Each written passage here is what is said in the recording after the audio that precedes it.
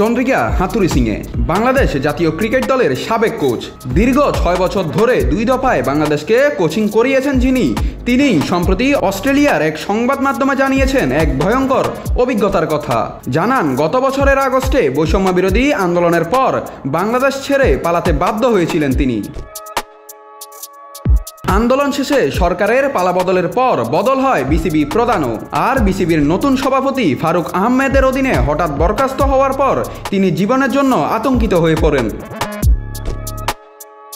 সম্প্রতি অস্ট্রেলিয়ার কোর্ট স্পোর্টসে দেওয়া এক সাক্ষাৎকারে হাতুড়ি সিংয়ে জানান, বিসিবির সিইও তাকে বলেছিলেন চলে যান, কাউকে কিছু বলার দরকার নেই। আর তখনই আশঙ্কায় পড়েন এই লঙ্কান কোচ। তিনি বলেন, বিসিবির সিইও তাকে সরাসরি দেশ ছেড়ে চলে যাওয়ার পরামর্শ দিলে নিজের অর্থ তুলে নেওয়ার জন্য তিনি ব্যাংকে যান।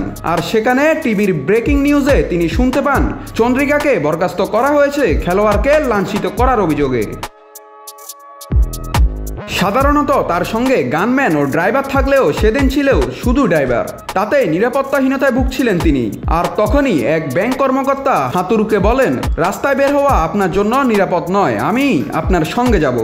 বৈশ্বিক রাজনৈতিক পরিস্থিতি ও সাম্প্রতিক ঘটনা মাথায় রেখে হাতুরু ভয়ে বিমানবন্দরে নিজেকে গোপন রাখেন। তার ভাষায়, আমি টুপি ও হুডি পরেছিলাম, খুবই অনিরাপদ লাগছিল।